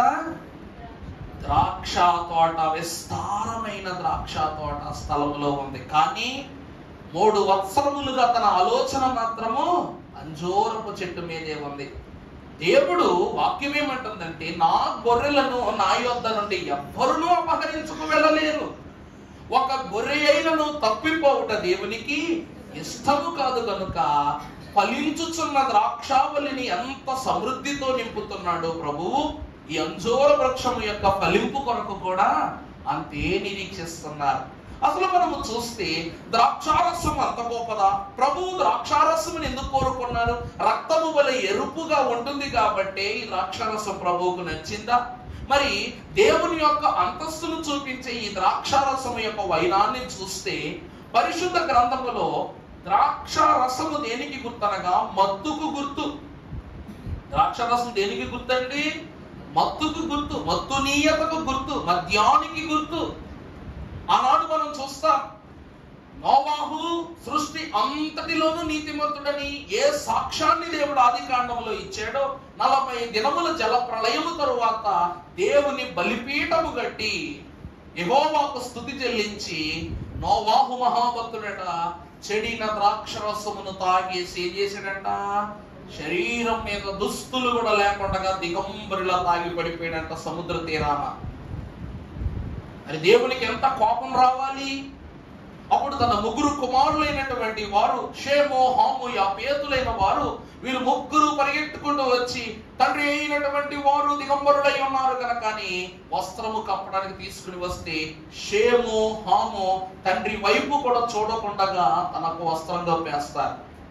తండ్రి దిగంబరత్వాన్ని చూడకుండా వస్త్రం కప్పేస్తారు. కానీ యాపేతు, నా తండ్రి దేహమేంటి, అసలు వస్త్రం లేకుండా ఉండటం ఏంటి, ఎంత హీనముగా అవ్వటం ఏంటి అని చెప్పేసి తండ్రిని ఏం చేశాడంట? అసహించుకున్నాడంట. తండ్రిని ఏం చేశాడంటే అసహించుకున్నాడు. ఆ అసహ్య భావానికి గుర్తుగానే దేవుని యొక్క వాక్యము యాపేతును షేము కుటుంబమునకు దాసత్వముగా ఇచ్చేసాడు దేవుడు. కనాను నీకేమవుతారు? దాసులు అవుతారన్నారు. యాపేతు అనగా కనానీయుడు కాబట్టి. దేవుని వాక్యం ఆలోకిస్తున్న వాళ్ళారా, వీరు 2 కుమారులు ఒక గొప్ప సంగతిని ఈ లోకాన్ని వ్యక్తపరిచారు. తండ్రి యొక్క, మనము పాత తెలుగు లెక్చరర్స్ లో గాని స్కూల్లో గాని కొన్ని మనం చదువుకుంటాం, మరి హెడ్డింగ్స్ నాకు గుర్తురాట్లా గాని, పుత్రుడు అనగా అర్థం ఏంటంట? పొన్నామ నరకము నుండి తండ్రిని తప్పించువాడు పుత్రుడు. అనగా తండ్రి యొక్క దోషక్రియలైనా బాధలైనా ఏమైనా ఈ లోకములో జ్ఞప్తి ఉంచుకోకుండా తండ్రికి విముక్తినివ్వగలిగే వాడే కుమారుడు. అలాంటిది తండ్రి దిగంబరత్వాన్ని ఎత్తి చూపించడం అంటే ఈరోజు మన తండ్రిని మనం అవమానించినట్లా కదా. యాపేతు ఆ క్రమము చేయుట ద్వారా ఆ ద్రాక్షరసము మత్తులో ఉన్న శాపము యాపేతుకు వచ్చేసింది. అర్థమైందా అండి? అందుకే కానాను దేశములో జరుగుతున్న ఈ వివాహానికి ప్రభు ఏం చేశారంట? చెప్పాలి. అర్థమైందా? అక్కడ కనెక్షన్ వల్ల ఎక్కడికి వచ్చి పడింది? క్రొత్త నిబంధనలో. అక్కడ నింద పాలవలసిన యాపేతు యొక్క స్వాస్యాన్ని కుమారుడు ప్రియ రక్షకుడు యేసుక్రీస్తు ప్రభువు షేము వంశావళిలో 10వ తరము వాడిన అబ్రహాము యొక్క స్వాస్యము, దావీదు యొక్క స్వాస్యాన్ని నిలువ పెడుతూ యేసుక్రీస్తు ప్రభువు వివాహానికి వచ్చి ఏం చేశాడంట? సూచక క్రియ జరిగింది. జబ్బు పడిన రసము, అంతే కదండి. అక్కడ నోవాహు జబ్బు రసమును తాగే మత్తుడయ్యాడు. ఆ జబ్బు రసమును పూర్ణ రక్షణ ద్రాక్ష రసముగా మార్చి బిందు చేశాడు ప్రభువు. అందుకే క్రీస్తుకు కోరదగిన స్వాస్యము ద్రాక్షారసము. క్రీస్తు కోరదగిన స్వాస్యం ఏమిటయ్యా అంటే ద్రాక్షారసం. అందుకే నాలో ఉన్నది నీ ఆత్మ, నాలో ప్రవహించుచున్నది నీ రక్తం, నా దేహములో నీ దేహము ఇమిడిపోయింది అనగా నీళ్లతో నింపండి అని చెప్పాడు ప్రభు. నీళ్లు అనగా మనమే. నీళ్ళంటే ఎవరండి? మనమే. మనలో ఏది కలిపినా సరే మనం అలా మారిపోతాం. కానీ ఇన్ని కలిసినటువంటి మానవ జీవితములో క్రీస్తు రక్తము అను బాష్ప బిందువు పడగా మానవుడు పవిత్రమైనటువంటి రాక్షసంగా మారిపోయాడు. ఆ 6 రాతి బాణలే మానవుడు 6వ దినమున జన్మించి చేసిన ప్రతి పాపానికి గుర్తు. జబ్బు పడిన ప్రతి స్థితిని బాగు చేశాడు. అందుకే ద్రాక్ష చెట్టు ఏ పాఠాన్ని నేర్పుతుందనగా అశుద్ధి నుండి శుద్ధిలోనికి ప్రవేశించి విశ్వాస యొక్క ఔన్నత్యాన్ని చూపిస్తుంది. 4 అయ్యాయి. 5వది చూసినట్లయితే ప్రియులారా, పరిశుద్ధ గ్రంథములో నుండి 19వ అధ్యాయం లూకాసు సువార్త 10వ వచనం చదువుకున్నట్లయితే, 19:10 నాన్న చదువునా?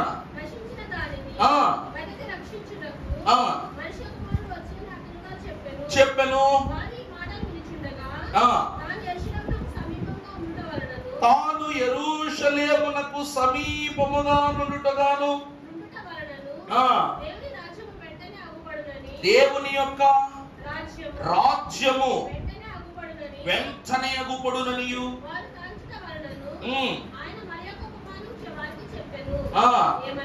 ఏమనగా రాజకుమారులకు రాజ్యము సంపాదించుకొని మరలా రావాలని దూరదేశం ప్రయాణమై తన దాసులకు 10 మందిని పిలిచి వారికి 10 దినాలను ఇచ్చి నేను వచ్చే వరకు వ్యాపారం చేయడానికి వారితో చెప్పాను. అయితే అతని పట్టణస్థులతోని ద్వేషించి ఇప్పుడు మాకు నేరుట మాకు ఇష్టము లేదని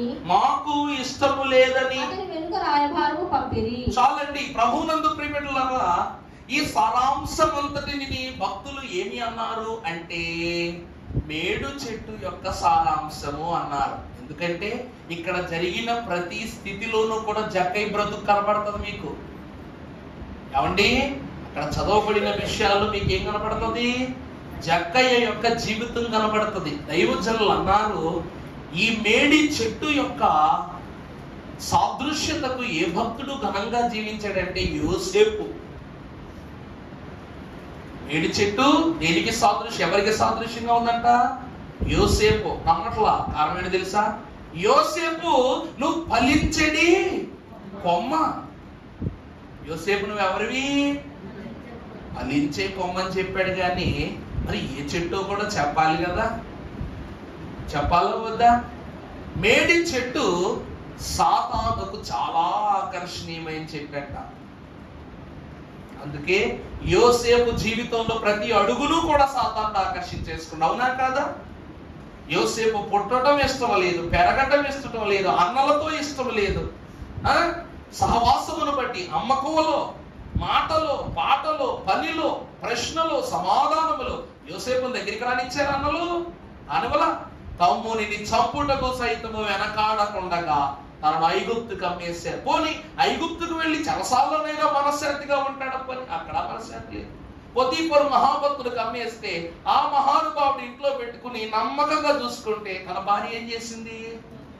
యోసేపు పైన నిందేసింది. తను లొంగ తీసుకుంటూ నిందేసి. సాతానుడు విశ్వాసుల పైన చేసే గొప్ప పని నింద వేయటమే. అందుకే నిందలు, అవమానములు, దూషణ, గందరగోళములున్న సంధి అంబులు చాలించుకున్నాడే తప్ప యోబు మహాభక్తుడు తిరిగి ప్రభువునేమని అన్నాడా? అనలా. ఏమి మీద పడినా కూడా రాని రాని ప్రభు ఇస్తున్నారు, తీసుకుంటారు రాని అన్నాడు. కానీ ప్రభువున లక్ష్యం పెట్టలా. వాక్యం అదే అంటుంది ప్రియులారా. ఏమిటంటే యోసేపు పొతీఫరు భార్య పనిచేసిందో తెలిసి పొతీఫరుతో, నీ భార్య తప్పు చేసింది పొతీఫరు యజమాని, నేనేమి తప్పు చేయలేదు, ఈమె మంచిది కాదు, ఈమె చెడ్డది అని అన్నాడా? అలా ఎంత వేయలేదు. ఎందుకంటే ఆమె చెడుగా చూసిన యోసేపు కంటికి ఆమె తల్లిలాగానే కనబడింది. అంటే ఆమె చెడును బట్టి పొతీఫరుకు నిజం తెలుసు, యోసేపు ఎంత పరిశుద్ధుడో తెలుసు. కాబట్టి తీసుకుని వెళ్ళి కామ్గా, ఎందుకంటే భార్యతో నువ్వు గురించి నాకు తెలుసు, నువ్వు వాడిని ఖచ్చితంగా నువ్వు చెడు చేసి ఉంటావని చెప్తే భార్య ఊడుకుంటుందా? చీపురు కట్టి తిరగేదు. అంతే. ఏం మాట్లాడకుండా ఈ లోకంలో ఏ యుద్ధాన్నైనా గెలవగలం, కానీ పెళ్ళంతో పోరు అసలు చేయకూడదంట. అందువలన ఎందుకు మనకు వచ్చిన పోరుదల కన్నా యోసేపును కాముగా తీసుకెళ్లి జైల్లో పెట్టేస్తే బెటర్ అనుకున్నా. జైల్లో పడిన వాడు తిరిగి మరలా ఫరో యొక్క ప్రస్థానానికి వచ్చేసాడు. కలభావము చెప్పి ప్రధానమంత్రి అయిపోయాడు. ప్రధానమంత్రి అయిన అతడు చివరికి కోరుకున్నది పరలోకమే. అడుగడుగున బ్రతుకులో శ్రమలే. అందుకే యోసేపు ఫలించే చెట్టుకే దెబ్బలెక్కు తగులుతాయి. మీరు ఎప్పుడైనా గమనించారా? మామిడి చెట్టు ఎప్పుడైనా చూడండి, పనస చెట్లు చూడండి, పళ్ళు కాసే చెట్లు ఎప్పుడైనా చూడండి. మన పిల్లలు ఏం చేస్తారు? రాళ్ళు వేసి వేసి, అలాగే ఆ యొక్క ఫలించేటి బట్టి కొమ్మ విషయంలో ఈ పళ్ళన్నీ అయిపోయిన తర్వాత మనం ఏం చేస్తాం? చుట్టూ ఉన్న ఆకులన్నీ కూడా ఏం చేస్తాం? కొట్టించేస్తాం, మరలా ఫలింపు రావాలని. అంతే, ఫలించే చెట్టుకు మాత్రమే ఏముంటాయంట? శ్రమలు ఉంటాయి. మేడి చెట్టు ఫలించే చెట్టు. ఆ చెట్టును ఎక్కి జక్కయ్య చూస్తున్నాడు. మరి జక్కయ్య కూడా ఫలిస్తున్నట్టే కదా ప్రభువును. అప్పుడు ప్రభు అంటున్నారు, జక్కయ్య నువ్వు చెట్టు ఎక్కావు, పొట్టోడివి, చెట్టు ఎక్కావు బాగానే ఉంది. సాతానుడు పక్కనే ఉన్నాడు, ఒక తోపు తోసేటట్టు నీ కాళ్ళు చేతులు ఇరిగిపోతాయి, జాగ్రత్త అని ప్రభు జాగ్రత్త చెప్తున్నారు. ప్రభువును చూడటానికి పొట్టోడనే ఆలోచన అతనికి లేదు. నేను డబ్బులోని ఇలాంటి సర్వసాధారణమైన మనుషుల మధ్యలో నేను చెట్టు ఎక్కడం అనే గర్వాన్ని చూసుకోలేదు. ఈ రోజు కాకపోతే ప్రభు ఎప్పుడు రారా, తర్వాత చూద్దాంలే అని వాయిదా కూడా వేయలేదు. అదే మేడు చెట్టు యొక్క అనుభవం. ఫలించే విశ్వాసులకు వాయిదా వేసే స్థితిని దేవుడు ఎప్పుడు ఇవ్వడు. అర్థమైందమ్మా? మేడి చెట్టు ఫలమునకు ఫలింపునకు గుర్తు. జక్కయ్యను అక్కడే ప్రభు అన్నారు, నువ్వు చెట్టు దిగిరా జక్కయ్య, నేను నీ ఇంటికి వస్తా. అంతమంది ప్రభు చుట్టూ ఉన్నా కూడా ప్రభు కన్ను ఎవరి మీద ఉందంట? అక్కడికి వచ్చిన ప్రతి ఒక్కరు భక్తులే కాదన్నావు. కానీ ఈరోజు మన మధ్యలోని కిరణ్ బాబాయ్ గారు వచ్చారనుకోండి, అందరం వెళ్ళిపోతాం అయ్యగారిని చూడటానికి. కానీ మీ మనసులో వచ్చే ఆలోచనలు తప్పుగా అనుకోద్దమ్మా. కొందరు అయ్యగారిని చూడాలని వెళ్తారు, కొందరు ఆయన చెప్పే వాక్యం కోసం వెళ్తారు, కొంతమంది కనీసం చెయ్యటైనా ప్రార్థన చేస్తే బాగుండని వెళ్తారు, మరి కొంతమంది ఏం చేస్తారు? అయ్యగారితో ఫోటో దిగాలని వెళ్తారు. ఆడంబరానికి ఒకరు, ఆసక్తితో ఒకరు, ఆనందపడటానికి ఒకరు, ఇలా చాలా ఉంటాయి. ఘనపరచబడటానికి ఒకరు, దండేసి నలుగురిలోనూ నేనేం కొట్టేయాలి? మార్కులు కొట్టాలని ఒకరు. నిజమా కదా? ఇది మనము యాదృచ్ఛికంగా మాట్లాడుకునే సత్యం. మరి యేసుక్రీస్తు ప్రభు దగ్గర ఊరికనే వస్తున్నారా? ప్రభు ఎవరికి స్వస్థత ఇవ్వరని తెలిస్తే, ప్రభు ఎవరికి అద్భుతాలు చేయాలని తెలిస్తే ఎవరు వస్తారు? నువ్వు వస్తావా, నేను వస్తానా? ఎవ్వరు రారు. అందుకే ప్రభు అంటున్నారు, అక్కడ ఇలాంటి ఆలోచన లేని వ్యక్తి ఎవడైనా ఒకడు ఉన్నాడంటే అది ఖచ్చితంగా జక్కయ్యే. మా నాన్నగారు ఎంత అద్భుతంగా పాడేవారు ఆ పాట. అది ఒరిస్సా ప్రాంతంలో ఉన్నవారు అనువాదం చేసుకుని పాడుకుంటారు ఆ పాట. ఎందుకంటే జక్కయ్యను ప్రభు ఇలా పిలుస్తున్నారంట, మారు మనసు అక్కరలేని వారి కన్నా మనసు మార్చుకున్న నీ ఒక్కడు మిన్నా. మారు మనసు అక్కరలేని వారి కన్నా మనసు మార్చుకున్న నీ ఒక్కడు మిన్నా. మాట లెక్క చేయని వారెందరున్నా మాటకు దిగి వచ్చిన నీవే మిన్నా. మాట లెక్క చేయని వారెందరున్నా మాటకు దిగి వచ్చిన నీవే మిన్నా. చెట్టెక్కిన జక్కయ్యా దిగిరావయ్యా, నేడు నేను నీ ఇంట ఉంటానయ్యా. ప్రభు అంటున్నారట, నా చుట్టూ ఉన్న వారికి నాతో పని కానీ నా మనసులో ఉన్న ఆశతో ఎవ్వరికి పని లేదు. వాళ్ళెవ్వరికి మారు మనసు అక్కర్లేదు, మాయలు కావాలి. వాళ్ళకి ఏం కావాలి? మాయలు. ప్రభు నాకు చెయ్యి నొప్పి పట్టింది బాగు చేయి, నాకు కాలు నొప్పి పట్టింది బాగు చేయి, నాకు ధనము కావాలి అందించు, నా కుటుంబాన్ని సరిచేయి. ఇలా కోరికలతో వచ్చారు తప్ప మారు మనసుతో ఎవ్వరూ లేరు. మారు మనస్సు అక్కరలేని వారందరికన్నా నా కోసము 3 ఆస్తిని వదులుకుంటానని నేను చెప్పకుండానే ఇస్తానన్నవి మనస్సు మార్చుకున్న నీ ఒక్కడు మిన్న. నా చుట్టూ మాట లెక్క చేయని వారి అందరున్నా ఒక్క మాట అనగానే చెట్టు దిగొచ్చావు చూడు, నువ్వు ఒక్కడివే మిన్న అంటున్నారు. అందుకే ప్రియులారా, అద్భుతాలు కోరి వారు వచ్చారు, అవకాశవాదులైపోయారు. ప్రభు దగ్గరికి ఏం కోరుకుని వచ్చారంట? అద్భుతాలు కోరి వారు వచ్చారన్న నన్ను అవకాశవాది చేశారు. నేను ఒక ఓటు బ్యాంకు లాగో లేకపోతే ఒక బ్యాంకు లాగా నేను ఉండిపోయానే తప్ప వారి మనస్సులో నేను దేవుని కుమారుని, దేవుని పని జరిగించడానికి వచ్చి ఇది దేవుని పని అనే నమ్మకం ఎవరిలోనూ లేదు. అందుకే ప్రభు అంటున్నారు, ఈరోజు జనమును గురించి కూడా చరణంలో రాశారు, ఆయన పేరున ఆలయాలు ఎన్నున్నా నన్ను మాత్రం నడి వీధిలో ఉంచారన్నా అంటారు ప్రభు. అవునా కాదండి? ప్రభువు ఆలయంలో బోధ చేశారు, కొండ మీద బోధ చేశారు, పురవీధిలో బోధ చేశారు, గృహములో బోధ చేశారు, సిలువ మీద కూడా బోధ చేశారు. ఎక్కడ బోధ చేసినా ఆలకించలేకపోతే ప్రభువుని ఎక్కడ ఉంచినట్టు మనం? ఈరోజు భూమంతా చూస్తే కొన్ని లక్షల ఆలయాలు ఉన్నాయి, కానీ ఆలయములో దేవుణ్ణి తెలుసుకోవడానికి వచ్చి దేవుణ్ణి తెలుసుకుని కూడా బయటికి వెళ్ళి మనము లోకములో జీవిస్తే మన దేవుణ్ణి నడివీధిలో నిలబెట్టినట్టు కాదా? నా పేరున ఆలయాలు ఎన్నో ఉన్నాయి. పెంతెకోస్తు మిషన్ అయితేనేమి, బైబిల్ మిషన్ అయితేనేమి, కల్వరి అయితే ఏదైతే ఎన్ని మిషనులు ఉన్నా కూడా నన్ను మాత్రం ఎక్కడ ఉంచారు? వీధిలో ఉంచారన్న. అందుకే అద్భుతాలు కోరుకుని వచ్చే వారికి దేవుడు అద్భుతం చేసి వదిలేస్తాడు అంతే.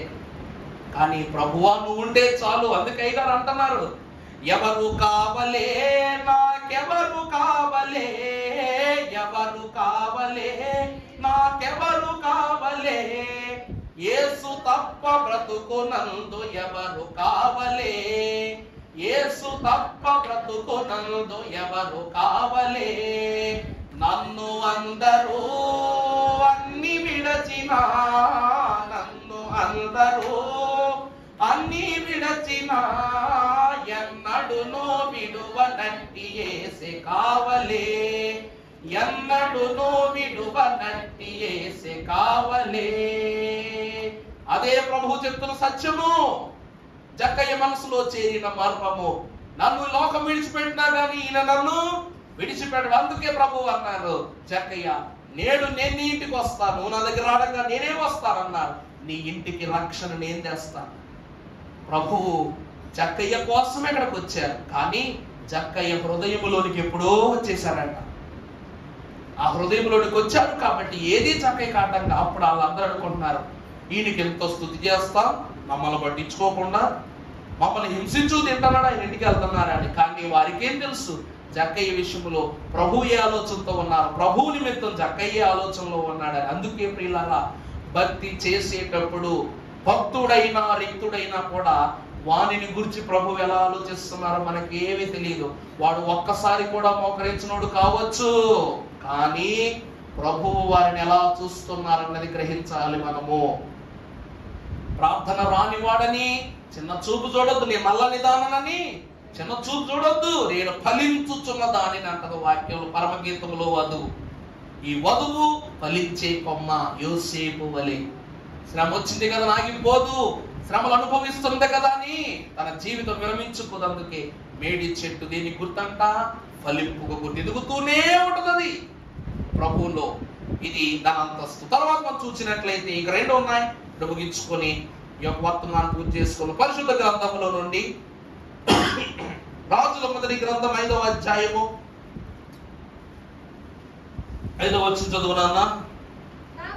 కాబట్టి నీ సింహాసనము మీద నేను నీకు బలుగా కూర్చుండబెట్టు నీ కుమారుడు నా నామఘనతకు మందిరమును కట్టించునని యెహోవా నా తండ్రి అయిన దావీదుకు సెలవిచ్చినట్లు నా దేవుడైన యెహోవా నామఘనతకు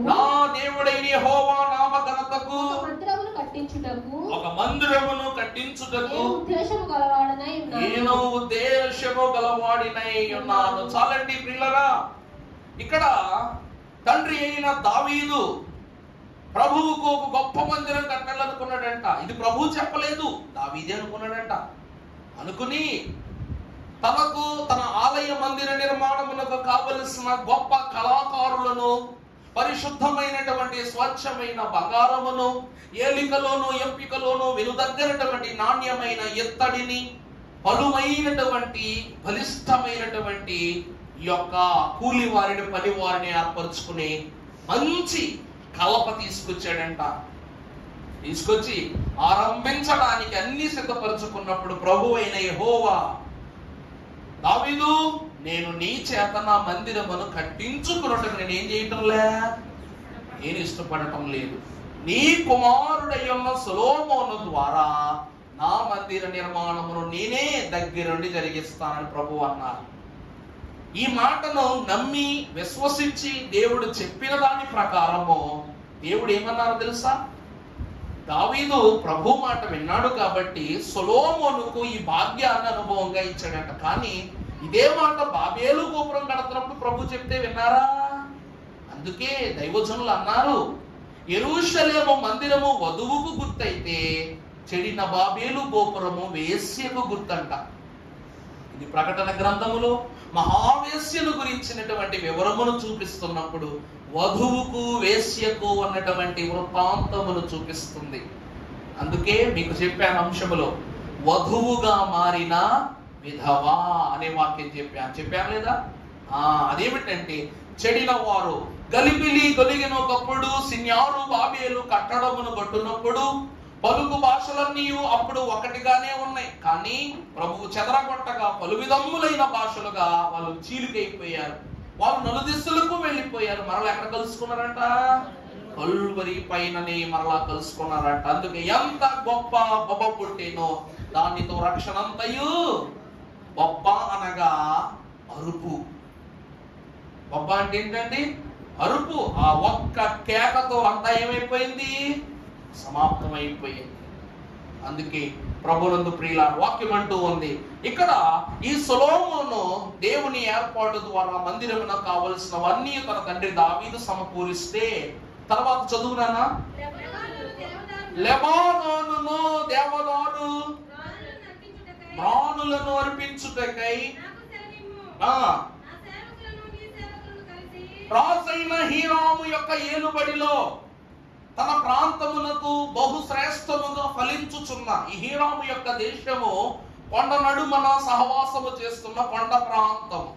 ఈ ప్రాంతములో ఫలించుచున్న చెట్లు ఏమిటంటే దేవదారు వృక్షములు. లెబానోను సౌందర్యమునకు గుర్తు. ఈ లెబానోను సౌందర్యమును అధికము చేసే దేవదారు వృక్షములు ఈ కొండ మార్గముల గుండా ఎన్నో ఫలిస్తుండేవట. ఈ వృక్షములను ఆనాటి రాజైన హీరాము ఏలుబడిలో అతడు రాజ్యము చేయుచున్నప్పుడు పరమఘనుడు మహాభక్తుడైన సొలొమోను హీరాము యొద్దకు వెళ్ళి ఈ లెబానోను సామ్రాజ్య ఖ్యాతిని కనపరుతూ సొలొమోను అభీష్ట మందిరమును నిర్మించుటకు దేవదారు వృక్షములను అతడు కలపగా అడిగాడంట. నా మాట అర్థమైందండి? యెరూషలేము మందిరము యొక్క ప్రాకార గోడలను తలుపులను పరిశుద్ధమైన అనగా కలపతో చేసే ప్రతి అంగుళమును కూడా దేవదారు వృక్షములతోనే దేవుడు పరిపూర్తి చేశాడు. చదవండమ్మా. నరికించుటకై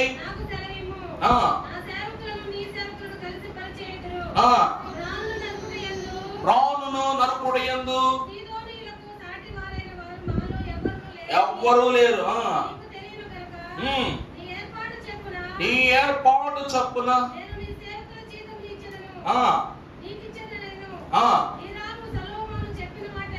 హీరాము సొలొమోను చెప్పిన మాటను విని సంతోషపడి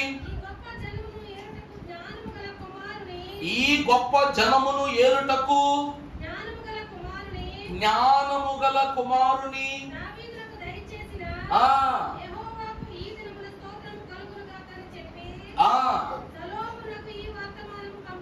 చాలండి. ప్రభునందు ప్రియులారా, ఎంత అద్భుతమైన సాక్ష్యం విన్నారు అక్కడ.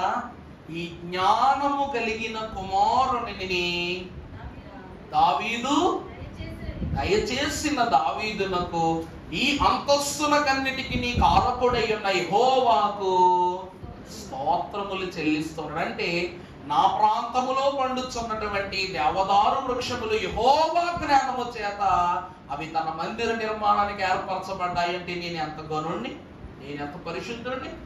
ఈ దేవదారు వృక్షములు ఎంత ప్రసిద్ధి అంటే చాలా ఎత్తు ఉంటాయి. ఇవి చాలా ఎత్తు, కొండల మీద మాత్రమే ఉంటాయి ఇవి. అంటే ఒక కొండ రాతిని కూడా చీల్చుకుని తన పునాదిని నిలబెట్టుకున్న వృక్షము ఎంత గట్టి వృక్షమై ఉండాలి.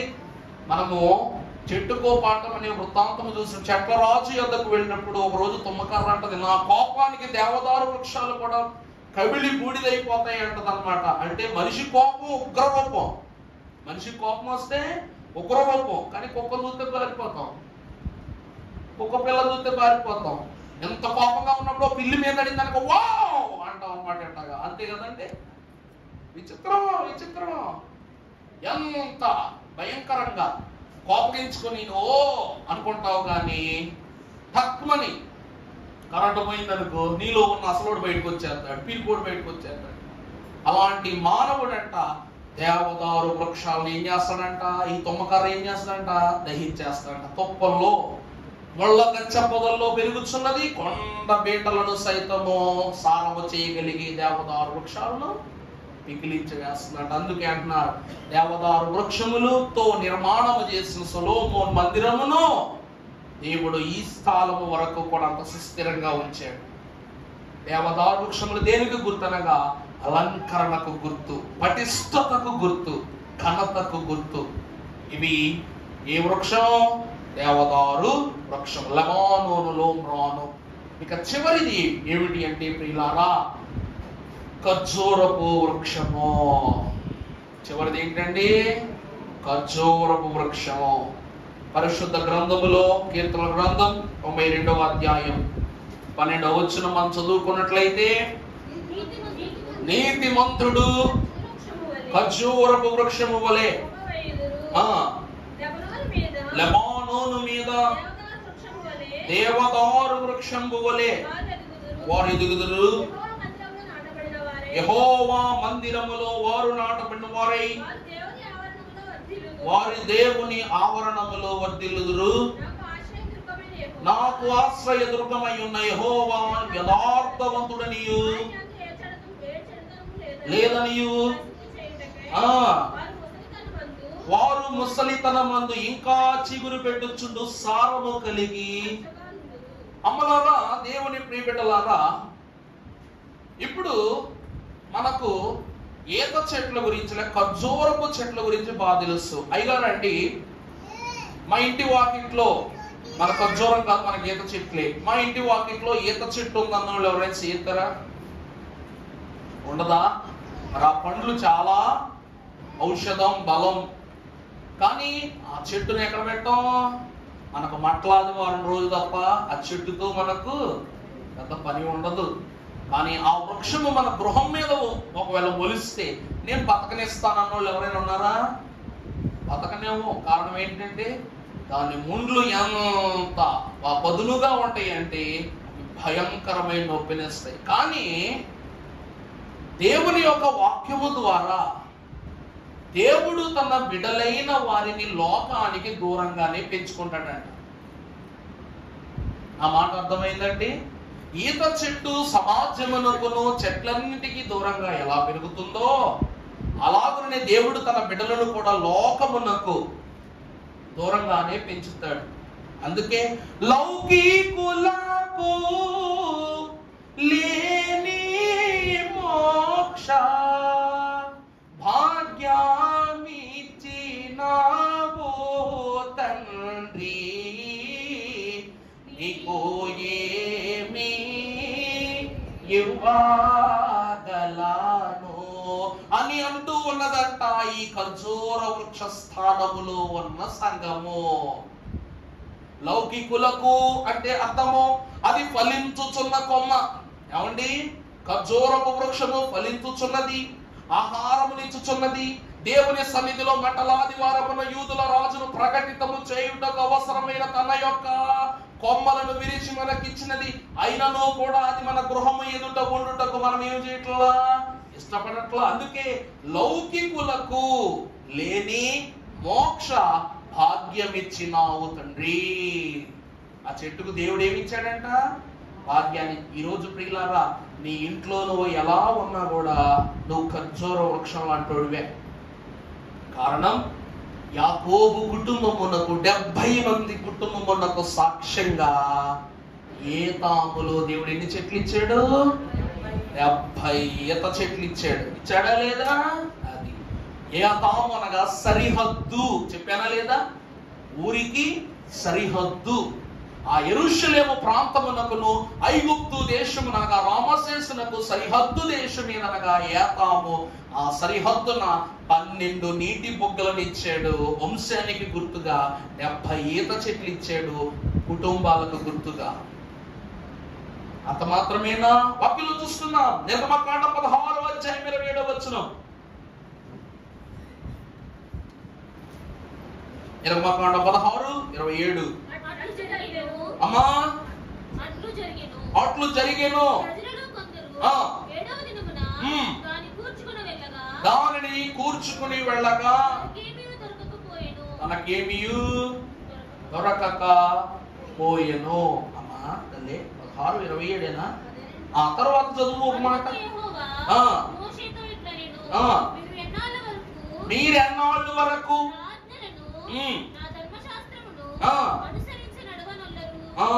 వాక్యం అంటూ ఉంది, యెహోవా మీరెంతకాలము నా ఆజ్ఞలను నా ధర్మశాస్త్రమును మీరు అనుసరించకుండా ఉంటారు? ఇదిగో మీ పితరులై ఉన్న యాకోబు స్వాస్థ్యమునకు నేను 70 ఈత చెట్లు ఇచ్చాను. 400 సంవత్సరములు 30 సంవత్సరాల పరిపూర్ణమైనటువంటి ఐగుప్తు చెర నుండి మిమ్మల్ని రప్పించాను. ఇంకనూ కూడా మీరు నన్ను ఏం చేయలేకపోతున్నారు? ఎరిగి ఉండలేకపోతున్నారు. న్యాయాధిపతుల కాలములో కూడా మొదటి స్త్రీ న్యాయాధిపతి అయిన దెబోరా ఏమండి ఈత చెట్టు కింద ఉండి సహజరులైన ఇశ్రాయేలుకి ఏం చెప్పిందంట? తీర్పు చెప్పిందంట. మనం చదువుకుందాం. న్యాయాధిపతులు 4వ అధ్యాయము 4వ వచనం చదువునానా. లబీదోతునకు భార్య అయిన దెబోరా అను ప్రవక్తిని ఉండెను. ఇది చూడండి, దైవజనులు అన్నారు కదా, ఎఫ్రాయిము మన్యాములో యేసు ప్రభువు తన శిష్యులతో మాట్లాడిన మర్మమిదే, మాట్లాడిన మర్మమిదే. ఏమిటా మర్మం? బైబిలు మిషన్ యొక్క మర్మము. ఆనాడు అక్కడ నిలబడినది ఒక సర్వసాధారణమైనటువంటి ప్రవక్తినియో దెబోరాను ఒక స్త్రీయో కాదు. ఆ దెబోరా నాయకత్వమే వధువు సంఘ సారథ్యం అన్నారు మన ఆత్మీయ తండ్రి గారు. యేసుక్రీస్తు ప్రభు తన శిష్యులతో చెప్పిన అంశము, దెబోరా తీర్చిన తీర్పు, యెహోవా అంతస్తును కనపరుస్తున్న ఆశీర్వాదము. ఈ వధువు సంఘమే ఏ ఖర్జూరపు వృక్షము కింద తీర్పు చెప్పిందో ఆ సాదృశ్యమైన స్త్రీ అయి ఉన్న వధువు సంఘము అదే ఖర్జూరపు మట్టలు పట్టుకుని యెహోవాకు స్తోత్రమని పరలోక రాజ్యములైన సింహాసనం ఎదుట స్తోత్రము చేస్తుందంట. ఉందా లేదండి ఈ మాట? ఇదిగో నేను చూడగా ఖర్జూరపు మట్టలు పట్టుకున్న ఒక సమూహము, సైన్యములకు అధిపతి యెహోవా పరిశుద్ధుడు పరిశుద్ధుడు పరిశుద్ధుడని మానక రాత్రింపగళ్ళు కూడా వాళ్ళు ఏం చేస్తున్నారంట? స్తుతి చేస్తున్నారు, స్తోత్రాన్ని చెల్లిస్తూ ఉన్నారు. ప్రకటన గ్రంథము 7వ అధ్యాయము 9వ వచనం చదువుదాం. ఇదిగో చూడండి, లెక్కింపబడిన అంశము పూర్తయిపోయింది అన్నమాట. అనగా 144,000 యొక్క సంఖ్య పూర్తయిపోయింది. పూర్తయిపోయిన తర్వాత యోహాను యొక్క సంశయాన్ని చెప్తున్నాడు దేవుడు.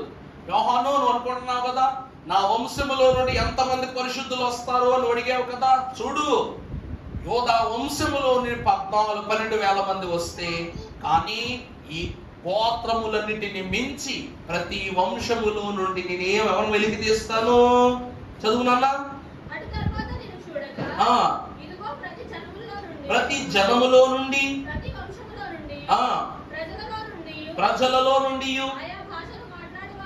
చూడండి, ప్రతి భాష మాట్లాడు వారిలో నుండి వచ్చి కనబడెను. చేత పట్టుకుని మా రక్షణకై స్తోత్రమని మహాశబ్దముతో ఎలుగెత్తి, ఆనాడు క్రీస్తు ఏ శబ్దముతో లోకమంతటికి కూడా సిలువ ద్వారా సమాధానం చెప్పారో ఈరోజు యూదుల రాజును ప్రకటించిన సంఘమే గొర్రె పిల్ల ఎదుట, తండ్రి ఎదుట ఏం చేస్తారంట? ఇవే ఖర్జూరపు మంటలు పట్టుకుని స్తోత్రం చేస్తారంట. చెప్పాను కదండి, ఇక్కడ ఏమి విత్తుతామో అదే కోస్తాం. ప్రభువులో మనము విత్తిన వృక్షముల లెక్క చూస్తే మొదటిది ఒలీవ మొక్క. మొదటిది ఏమిటండి? ఒలీవ మొక్క. నేను ద్రాక్షావల్లిని, మీరు తీగలని చెప్పిన ద్రాక్ష చెట్టు, దేవుని చేత శపించబడి మరలా ఫలించి దేవుని రాజ్యమునకు వెళ్ళబోయే అంజూరపు చెట్టు, పరిశుద్ధ యెరూషలేము నిర్మాణము కొరకు ప్రభు ఎంచుకున్న దేవదారు వృక్షము. చివరిగా ఏ యూదుల రాజును ప్రకటించుటకు ఆనాడు పరమభక్తుడైన యాకోబు యొక్క దేవుడు ఏ వరాన్ని ఇచ్చాడో మరలా ఆ వృక్షములే మన చేత ఈత మట్టలుగా మారి ప్రభువు పరలోక రాజ్యములో తెల్లని బట్టలు కట్టుకున్న మన చేత స్తోత్ర గమనిని జరిగిస్తారట. చెట్టు ఎంత గొప్పదండి! దానిలో ఉన్న మౌనమే దాని ఫలింపు. విశ్వాసిలో ఉన్న మౌనమే తన యొక్క సమృద్ధి. మరి అలాంటి అంశములో ఒక అంశము, దీపస్తంభము పక్కన ఉన్న ఈ 2 ఒలీవ చెట్ల యొక్క సారాంశమును మనం వినాలంటే అసలు చెట్ల యొక్క ఔన్నత్యం మనకు తెలియాలి. దైవజనులు అన్నారు, ఆ కాలంలోనంట ఆకులలోనే భోజనం చేసేవారంట. ఆ కాలం ఏంటి, ఈ కాలం కూడా కదా. కానీ ఆ కాలంలో అరిటాకుతో పాటు ఇంకొక ఆకు ఉండేదండి. దాన్ని ఏదో అల్లి ఏమన్నా తామరాకుయా. నిజమే, కరెక్టే. ఆకు మీద భోజనాన్ని చేసేవారంట. కానీ ఈ తామరాకు మీద ఏమి నిలబడదంట? నీరు నిలబడదంట. అలాగునని విశ్వాసి యొక్క దేహము పైన కూడా మరక లేకుండా జీవిస్తే పద్మముల మేత ఉన్న దేవుని ఆహారాన్ని భుజిస్తాం. అందుకే దేవుని వాక్యం అంటూ ఉంది, దేవుని పేరిట ఈ లోకమున పూలించు, ఫలములించు ప్రతి వృక్షమును కూడా దేవుడు మానవుని కొరకే సారము చేశాడు. అవే మన కొరకు ఎంతకు ఉపయోగపడితే ఆయన ప్రాణ రక్తాన్ని పంచుకున్న విశ్వాసులు ఇంకెంత దేవునికి ఉపయోగపడాలి. అందుకే ఇలు ఒలీవ మొక్కల యొక్క సారము దీపస్తంభములో ఆరక ఎగురుచున్న అగ్ని జ్వాలలకు నూనెను ఇస్తూ ఉందంట. ఈ అంశాన్ని వచ్చే వారం పరిపూర్ణ చెప్తాను సమయాన్ని బట్టి. అందువలన దేవుని వాక్యం అంటుంది, ప్రతి చెట్టు మనకు రక్షణే, ప్రతి మెట్టు మనకు అనుభవమే, ప్రతి గుట్టు మర్మమే. అప్పుడే దేవుని మనం ఏం చేయగలం? పట్టుకోగలం అన్నమాట. ఈ గుట్టు రొట్టె అయిందా? దేవుని పట్టుకోగలమా? పట్టుకోలేము. అందుకే అన్నారు, దేవుడు తన ఫలము చేత సొరపాదులు పుట్టించి మరలా తానే పురుగుగా ఆనాడు యోనాకి ఏమిచ్చాడు? ఇంకా చాలా చెట్లు ఉన్నాయి కదమ్మా. ఒక చెట్టు మనకు ప్రాముఖ్యంగా వాడబడే చెట్లు చెప్పారు. యోనాకు సొరపాదులు ఇచ్చాడు దేవుడు. ఇంకా చెప్పండి, ఒలీవ మొక్క ప్రభు ప్రార్థన చేసుకున్న స్థలమేగా గెత్సెమని అనే చోట. గెత్సెమని అనగా నూనె గానుగా నలగబొట్టబడే స్థలం, ప్రభు చేరిన చోటు. ప్రభు ప్రార్థించిన ఒలీవ చెట్టు ఇంకా యెరూషలేములో సజీవంగానే ఉంది. కారణం ఏమిటి అంటే ప్రియులారా, అవన్నీ ప్రభు మహిమను ఎరిగి ఉన్నాయి కాబట్టి. అందుకే దేవుని యొక్క ఏర్పాటు ద్వారా ప్రతి గవినిలోనూ దేవుని యొక్క సారం మనకు తోడై ఉండి ఈ చెట్ల ద్వారా వీటి ఔన్నత్యమును వాక్యము వల్లింపజేసినట్లు వీటిలో ఉన్న ప్రతి సమృద్ధి కలిగిన శ్రేష్ఠ అనుభవము, ఆశీర్వాదము తన సంఘమైన మనకు ప్రభు పేరు పేరును అందింపజేసి వాగ్దాన ఫలముతో అభివృద్ధి చేయును గాక. గరుడా స్వామి యేసునాథా, నీకు స్తోత్రం నాయనా. తండ్రి, విన్న వాటిని, కన్న వాటిని, దృష్టి ఉంచిన వాటిని, గ్రహించిన వాటిని అన్నింటినీ మూలాధారముగా నీ బిడ్డలమైన మాకు ఇచ్చిన మీరు నీ శ్రేష్ఠ సముదాయ సంపూర్ణ రక్షణ హస్తముతో మమ్మల్ని లేవనెత్తి నీ పావన హస్తముతో మమ్మల్ని అందరినీ ఆత్మచేత నింపుము, నడిపించుము. చెట్టుకొక్కొక్క పాఠము, ఈ పాఠము ద్వారా మాలో ఉన్నటువంటి చెడు దినములను గతింప చేయండి. అంజూర వృక్షము కూలినది మరలా తండ్రి నీ ప్రభావితమైన వాక్యాహారము చేత ప్రభావితము చేసి ఫలింపజేస్తానని మీ నిర్మ సంఘమునకు సాదృశ్యము చేసిన మీరు మా మర్మములు గోచరము కాకుండా మీరే మా హృదయములో మరుగు చేసి మమ్మల్ని ఫలింప చేయమని వాక్యాహారమై మమ్మల్ని తృప్తిపరచి మేలుల వైపు ప్రతి అడుగులోను మాకు తోడై నడిపించున్న యేసు నామాన్ని వేడుకొనుచున్నాం తండ్రి. ప్రభువు దీవించి ఆయనే మహిమ పొందును గాక. అందరి